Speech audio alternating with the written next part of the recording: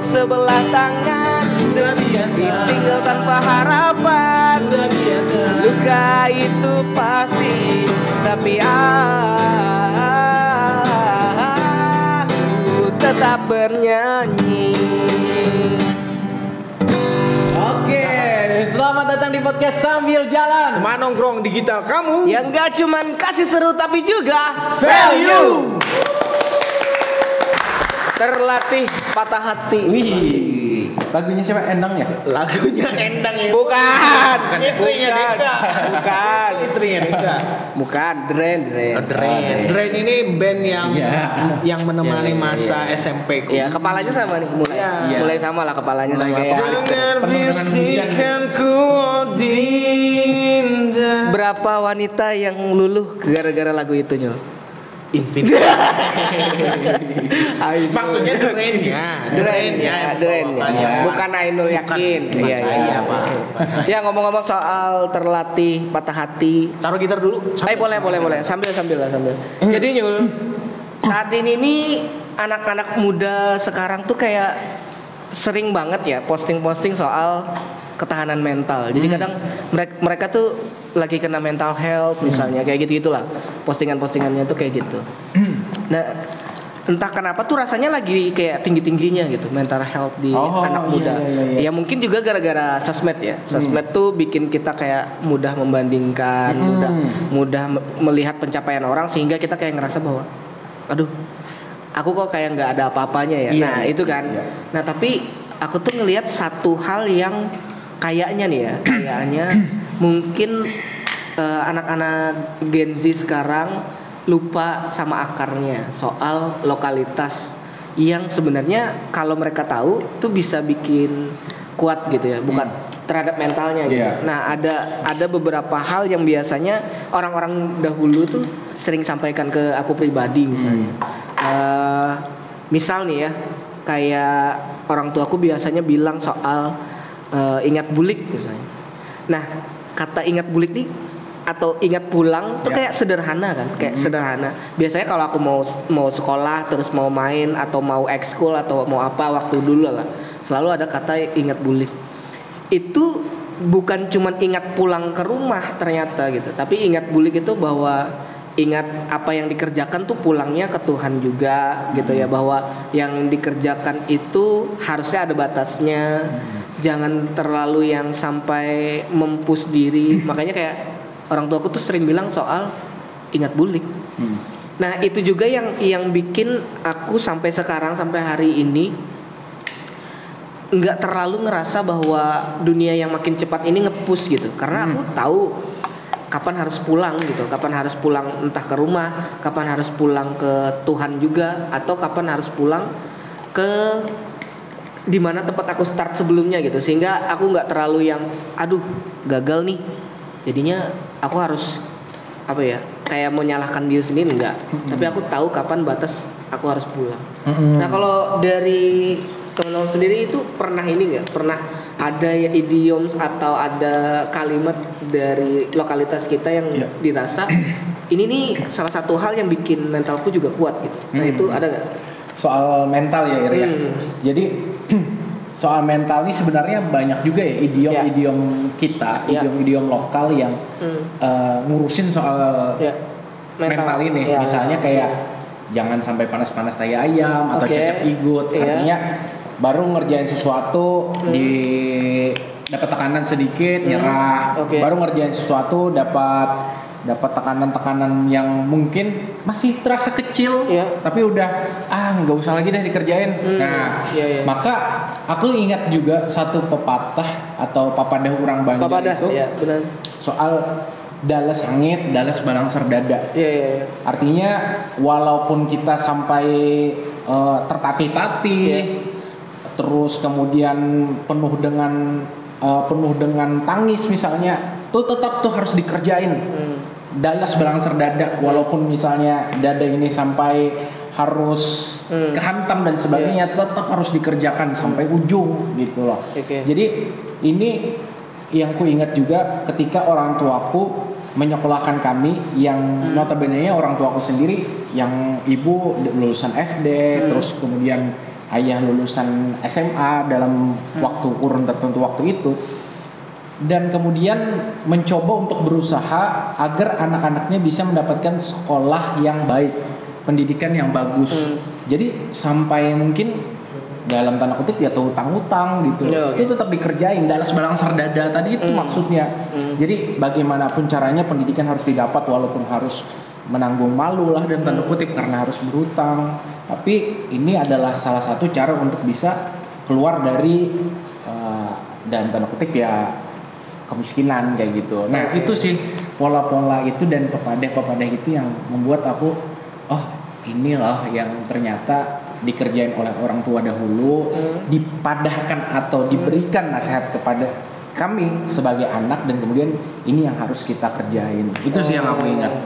Itu yang bikin mental jadi ini belum ada apa-apanya nih gitu. Karena punya patokan nih orang tua nih yang sampai ngutang lah sampai apa demi pendidikan. Jadi ketika kita gara-gara belajar doang misalnya, belajar doang terus ngerasa bahwa kena mental. Iya. Karena patokannya udah ada gitu. Iya. Nah, tadi menarik nih. Ada satu term tadi soal papadah. Nah, kita tuh orang Banjar lokalitas di sini lebih sering banget bahas soal peribahasa, tapi jarang bahas soal papadah.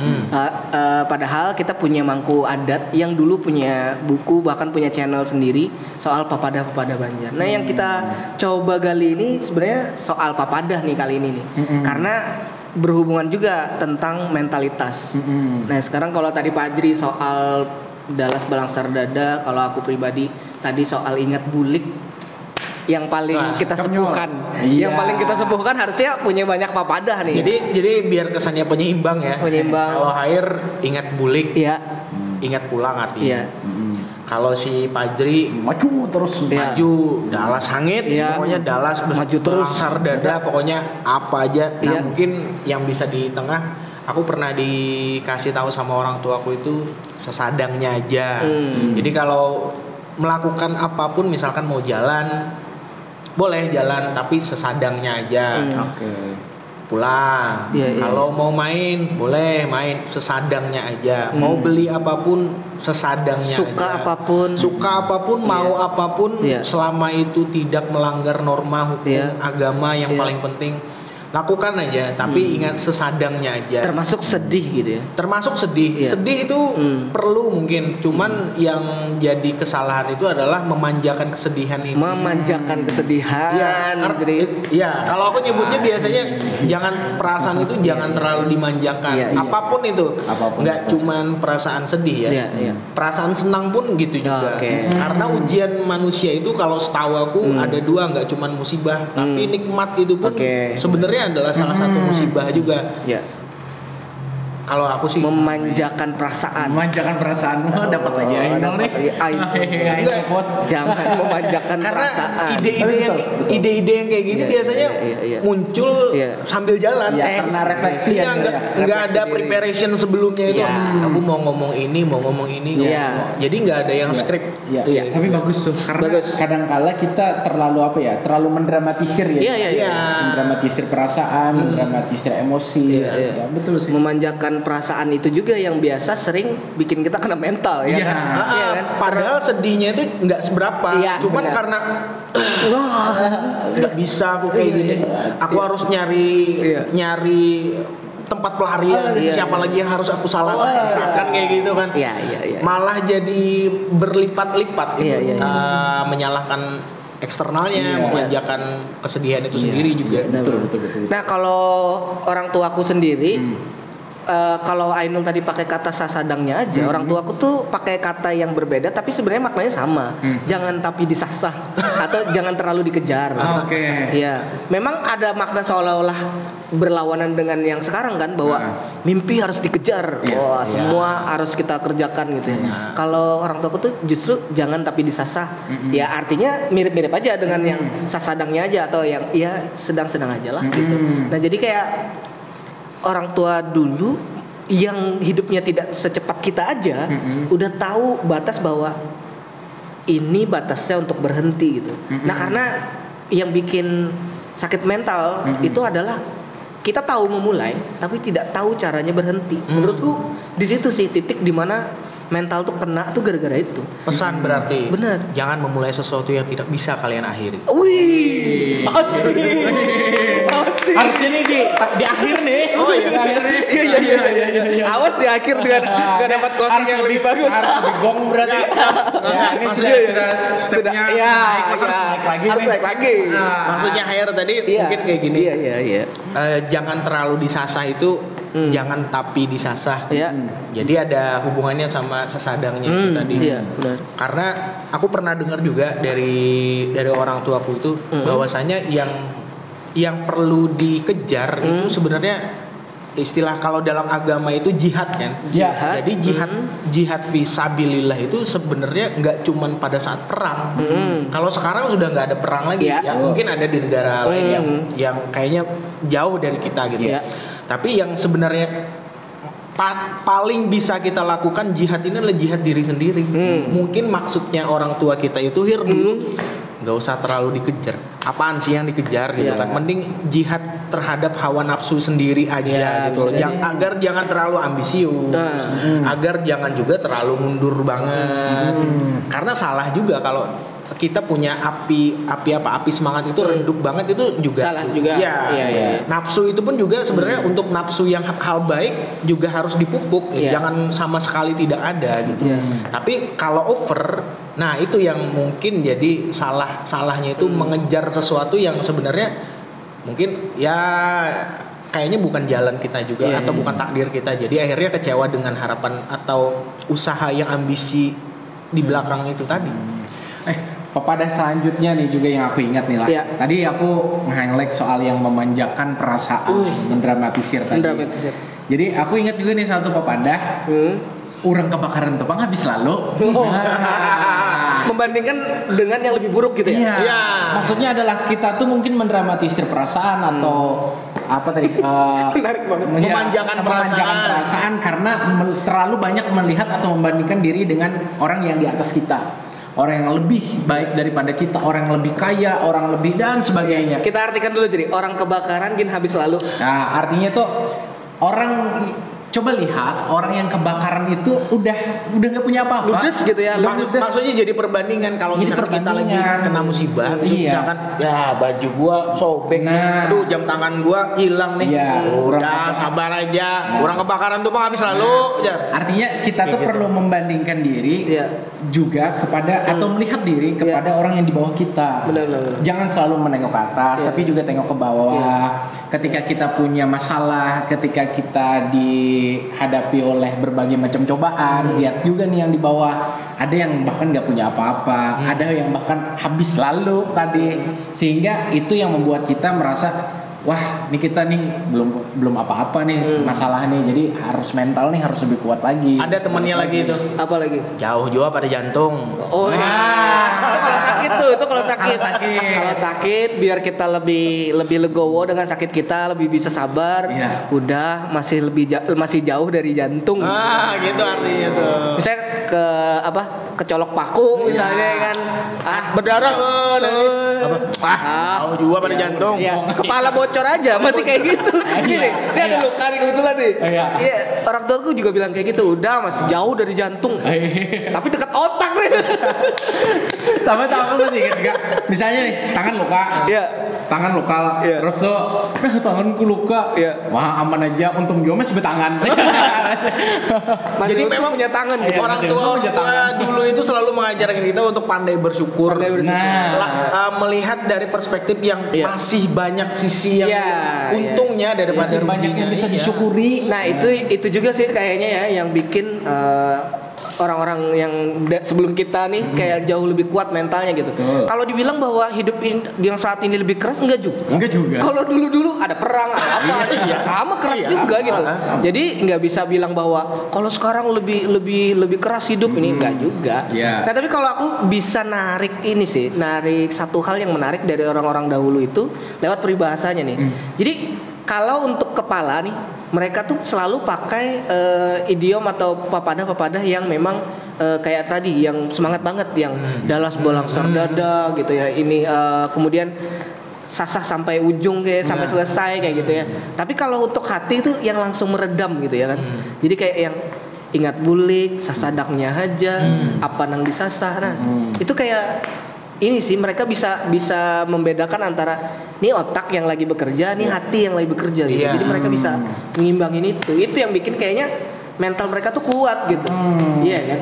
Iya, mereka mengajarkan agar kita tuh selalu melihat dari sudut pandang yang baiknya. Orientasinya bukan orientasi masalah. Iya, orientasinya udah ini masih banyak kok yang bisa disyukurin kayak gitu loh. Betul. Jadi orientasinya solusi ya. Orientasinya solusi, bukan emang masalah tuh ada, ya udah mau diapain gitu loh. Maksudnya gitu. Kalau misalkan tangan lagi kegores paku atau kegores pisau atau kayak gimana, mau kayak gimana lagi, ini udah kegores, udahlah kayak gitu, udahlah, gak usah nangis terlalu berlebihan, udah obatin aja, masih banyak kok yang baik-baiknya, tangan satunya masih ada kok, walaupun putus sekalipun masih ada tangan satunya kok kayak gitu. Iya. Nah, ketidaktahuan kita tentang lokalitas tadi bikin kita tuh berorientasi pada masalahnya ya kan. Kayak tadi kata Ainul mendramatisir, bisa jadi ya teman-teman yang kena mental itu bukan mendramatisir tetapi sering kali fokus pada masalahnya ya kan. Kayak tadi luka, fokusnya pada lukanya. Lagi kena masalah apa, fokusnya pada masalah itu. Seharusnya ya bisa ke hal-hal yang lebih positif tadi kan. Harusnya ke situ gitu.